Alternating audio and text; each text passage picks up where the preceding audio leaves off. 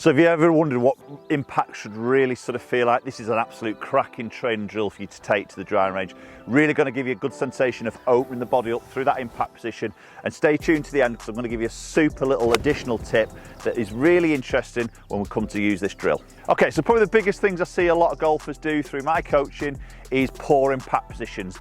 Typically where the body gets very sort of square, maybe a bit of early extension, the hands take over, we'll get some flipping, low point control just goes completely out the window, and obviously ball striking does as well. So this little drill helps us to feel exactly what impact is like, and that's the key thing here, is a feeling.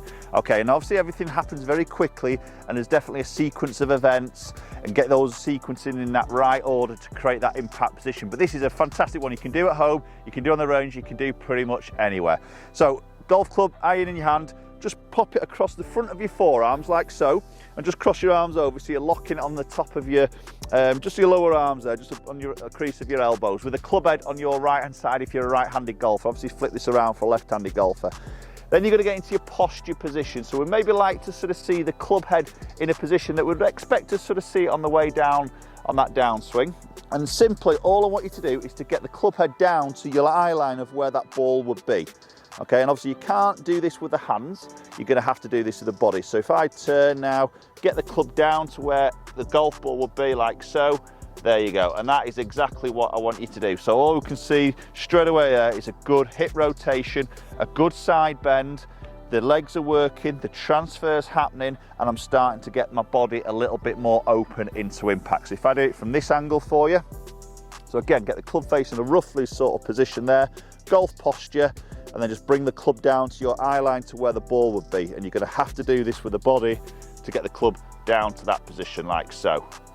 Golf posture, turn, and get the club down to that golf ball. Now, if we turn and get the club coming up here, which isn't down at our eye line to the golf ball, what you'll see is you're turning and you're extending and you're coming out of your posture, aren't we? So it helps for you to stay in posture, to get the club down to where the ball would be at the bottom of the golf swing.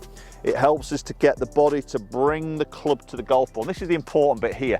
Again, going back to what I see a lot of golfers do is from the top of the golf swing is they'll throw the arms down. The arms are traveling much faster than the body. They catch up, they pass, the body doesn't do anything, then it might just kick off at the end of the swing to hit that sort of follow through position. So this allows us to get the sequence of the body first and the club then to sort of follow, which again, as always, helps massively with that ball strike and that low point control.